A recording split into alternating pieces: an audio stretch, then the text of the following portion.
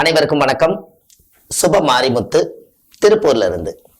உங்களுடைய ஜாதகத்துல இந்த திருமணம் நடப்பதற்கு பலவிதமான பரிகாரங்கள் சொல்லி நிறைய ஜெயிச்சிருக்காங்க.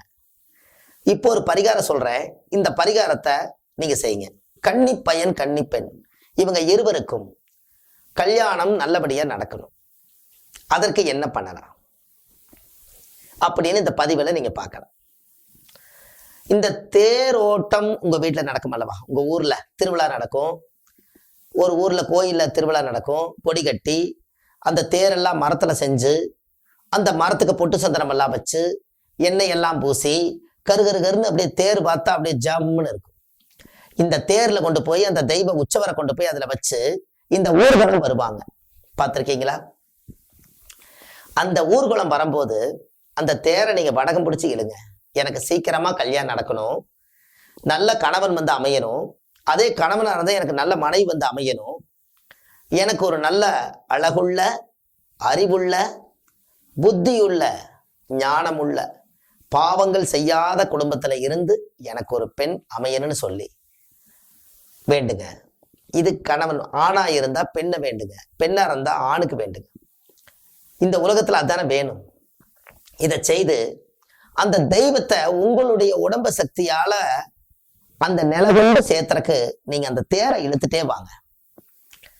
இந்த ஊருக்குள்ள இருக்கிறவங்க அத்தனை பேர் தேங்காவில் உடைச்சு சாமி கும்பிட அந்த சாமிக்கு அவ்வளவு பெரிய சக்தி கூடிரும். நீங்க கொண்டு போய் எங்கிருந்து தேரை இழுக்கிறீங்களோ அந்த தேரை இழுக்கிறதுக்கு நீங்க அன்னைக்கு ஒரு நாள் ஒதுக்கிடுங்க. சாமிக்காக, கடவுளுக்காக, உங்களுடைய திருமணத்துக்காக ஒதுக்கி நீங்க அந்த தேரை இழுத்து வடகம் பிடிச்சு ஊர்வலம் வந்து எப்படி பொழுதுக்குள்ள கொண்டு வந்து அந்த நிலை சேர்த்துவாங்க பாத்தீங்களா? அது வரைக்கும் நீங்க கூடவே இருக்கணும். ரெஸ்ட் எடுத்துக்கலாம், ஆனா கூட இருக்கணும். வீட்டுக்கு போயிடக்கூடாது. அந்த சக்தியை வீட்டுக்கு போயிட்டு மறுபடியும் வந்தீங்கன்னா அந்த கனெக்ட் ஜாயிண்ட் ஆகாது. அதை இழுத்து ஒரே முட்டை இழுத்தரணும்.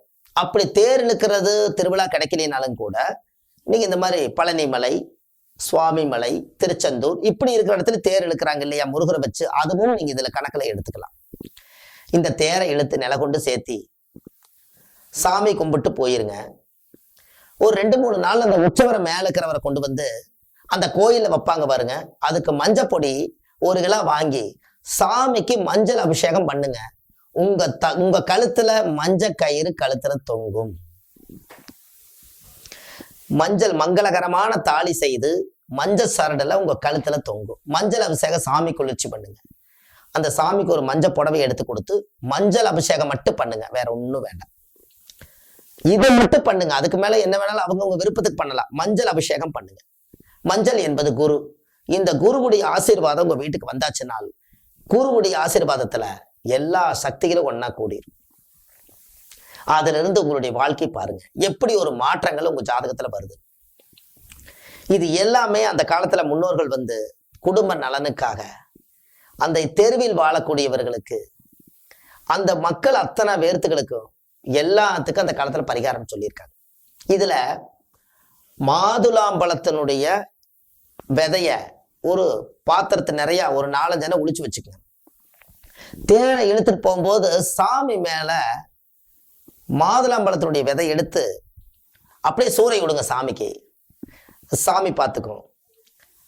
எல்லாம் எடுத்துட்டு போயிட்டு இந்த தேர் நில கொண்டு இழுத்துட்டே போங்க. பின்னாடி பார்த்தீங்கன்னா நிறைய பேர் பழத்தை சூறை விடுவாங்க, இந்த மாதுளம்பழத்தை சூறை விடுவாங்க, காசு எல்லாம் விடுவாங்க. ஒரு 5-6 பொருள் சாமிக்கு 5-6 பொருள் கீழே கிடக்கிறதெல்லாம் எடுத்து வச்சு ஒரு துணியில கட்டி பொழுதோட நீங்க அதை கொண்டு போய் வீடு கொண்டு போய் சேர்த்திருங்க. இதெல்லாம் சாமி போட்ட பிரசாதம். உங்களுக்கு கல்யாணம் சீக்கிரமா நடக்கும். தேர் பரிகாரம் இது. தேர் திருவிழா. அப்ப தேர்னாலே திருவிழா. எத்தனை பேர் மகிழ்ச்சியா இருக்காங்க திருவிழான்னா? உறமனைகள் எல்லாம் வந்து ஒரே வட்டல்ல சாப்பிட்டு ஒரே தட்டுல இருந்து எல்லாம் நல்லதில்ல.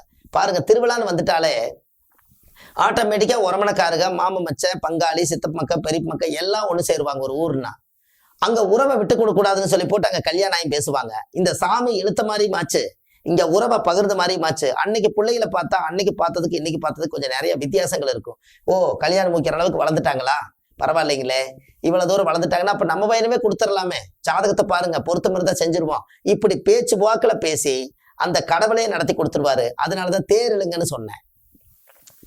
தேர் திருவிழாவில் போய் தேர் இழுத்துட்டு வாங்கன்னு சொன்னேன். இது கண்டிப்பா அதை செஞ்சுட்டு வாங்க. உங்க வாழ்க்கையில நிறைய மாற்றங்கள் ஏற்பட்டு கொண்டே இருக்கும். இதை செய்யுங்க. உங்களுடைய வாழ்க்கையில ஒரு மிகப்பெரிய மாற்றங்கள் உங்களுக்கு வந்தே தீரும். அது வந்துட்டு திருமணம் நடந்ததுக்கு அப்புறம் அதே தேருக்கு 4 சக்கரத்துக்கு தேங்காய் உடைச்சு வச்சு சாமி கும்பிட்டு அதை 3 முறை சுத்தி நன்றி சொல்லிட்டு வாங்க. அந்த சாமி தான் நம்மளை நடத்தி கொடுத்து இந்த மங்களையும் கழுத்துல இருக்குதுங்கிறத நீங்க நம்பிக்கை ஏற்படுத்தி அந்த கடவுளுக்கு மறுபடியும் ஒருக்கா போய் நன்றி செய்யுங்க. எப்பவுமே செய்த நன்றியை திரும்பி பார்க்கணும்.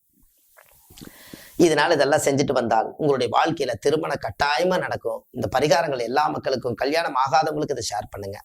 ஒரு சப்ஸ்கிரைப் பண்ணுங்க. ஏன்னா நம்ம போடுற வீடியோ நோட்டிபிகேஷன் உங்களுக்கு வரணும். அதனால கண்டிப்பா சப்ஸ்கிரைப் பண்ணுங்க. உங்களுடைய வாழ்க்கையில இதெல்லாம் ஒரு மிகப்பெரிய ஒரு புண்ணியம். இந்த பரிகாரத்தை செய்யுங்க. வாழ்க்கையில அதிகாரமா நீங்க வாழ போறீங்க. தைரியமா இருக்கலாம். நம்பிக்கையோடு இதை செய்யுங்க. நல்லதே நடக்கும்.